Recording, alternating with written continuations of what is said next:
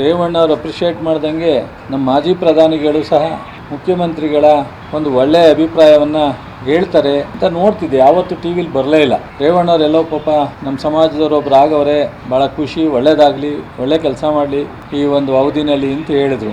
ಬಹುಶಃ ಅದೇ ಥರ ದೇವೇಗೌಡರು ಹೇಳ್ತಾರೆ ಅಂತಿದ್ದೆ. ದೇವೇಗೌಡರ ಬಗ್ಗೆ ನಮ್ಗೆ ಅಪಾರವಾದಂಥ ಗೌರವ ಇದೆ.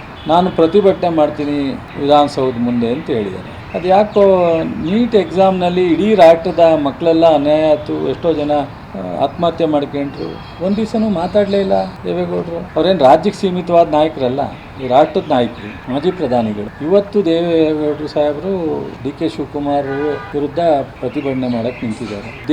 ದೇವನಹಳ್ಳಿ ಹತ್ರ ರೈತರು, ಇಡೀ ರಾಜ್ಯದ ರೈತರೆಲ್ಲ ಹೋರಾಟ ಮಾಡಿದ್ರು. ಅವತ್ತು ಇವ್ರು ಹೋಗಲೇ ಇಲ್ಲ. ಸಿದ್ದರಾಮಯ್ಯನವರು ಮುಖ್ಯಮಂತ್ರಿ ಆಗಿ ಹೋರಾಟ ಮಾಡೋ ಪ್ಲೇಸ್ಗೆ ಹೋಗಿ ತೀರ್ಮಾನ ಮಾಡಲಿಲ್ಲ. ವಿಧಾನಸೌಧದಲ್ಲಿ ಮೀಟಿಂಗ್ ಕರೆದಿ ಯಾರು ಹೋರಾಟ ಮಾಡ್ತಿದ್ದಾರೆ ರೈತರು ಬಂದು, ಆ ರೈತರ ಪರವಾಗಿ ಯಾರಿದ್ದಾರೆ ಅವರೆಲ್ಲ ಬಂದು ಅಲ್ಲಿ ತೀರ್ಮಾನ ತಗೊಂಡು. ಇವ್ರ ಮಗ ಮಾಜಿ ಮುಖ್ಯಮಂತ್ರಿ ಹೇಳ್ತಾರೆ ಪ್ರತಿಭಟನಾ ಸ್ಥಳಕ್ಕೆ ಕುಸ್ತಿ ಆಡಕ್ಕೆ ಕರೀತಾರೆ. ರೈತ ಸಮಸ್ಯೆ ಬಗೆಹರಿಸೋದಾದ್ರೆ ವಿಧಾನಸೌಧ ಇರೋದೇ ಯಾಕೆ? ಕೆಂಗಲ್ ಹನುಮಂತಯ್ಯನವರು ವಿಧಾನಸೌಧ ಕಟ್ಟಿರೋದೇ ಯಾಕೆ? ಸಾರ್ವಜನಿಕರ ಸಮಸ್ಯೆ ಇದ್ರೆ ಚರ್ಚೆ ಮಾಡ್ಲಿಕ್ಕೆ ತಾನೇ ವಿಧಾನಸೌಧ ಇರೋದು.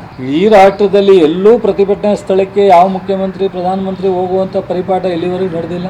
ನಾನು ಅನ್ಕೊಂಡಿದ್ದು ಒಂದು ಕಡೆ ಅಶೋಕ್, ಒಂದು ಕಡೆ ಕುಮಾರಸ್ವಾಮಿ ಅವರಿಗೆ ಡಿ ಕೆ ಶಿವಕುಮಾರ್ ಮುಖ್ಯಮಂತ್ರಿ ಆಗಿರೋದನ್ನ ಸಹಿಸ್ತಲೇ ಅವತ್ತಿಂದ ಇವತ್ತವರೆಗೂ ಪ್ರತಿ ದಿವಸ ತಗೊಂಡ್ರೆ ಒಂದು ದಿವಸ ಒಳ್ಳೆಯ ಮಾತನ್ನು ಇಷ್ಟೆಲ್ಲ ಬೆಂಗಳೂರಿನಲ್ಲಿ ನಮ್ಮ ಕೃಷ್ಣ ಬೈರೇಗೌಡರು ಮೊನ್ನೆಯ ಮುಖ್ಯಮಂತ್ರಿಗಳು ಇಬ್ಬರು ಜಂಟಿಯಾಗಿ ಬೆಂಗಳೂರಿನಲ್ಲಿ ಅನೇಕ ಉತ್ತಮವಾದಂಥ ನಾಗರಿಕ ಪರವಾಗಿ ಕೆಲಸ ಮಾಡ್ತಾ ಇದ್ದಾರೆ.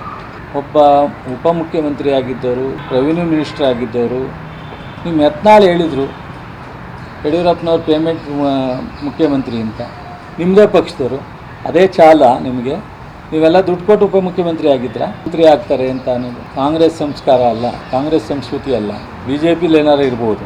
ನಿಮ್ಮವರೇ ಮಾತನಾಡಿದ್ದನ್ನು ನೀವು ಕೇಳಿದ್ದೀರಾ? ಕರುನಾಡು ಟೈಮ್ಸ್ ಚಾನೆಲ್ನಲ್ಲಿ ಸುದ್ದಿ ಮತ್ತು ಜಾಹೀರಾತು ನೀಡಲು ಈ ನಂಬರ್ಗೆ ಕರೆ ಮಾಡಿ.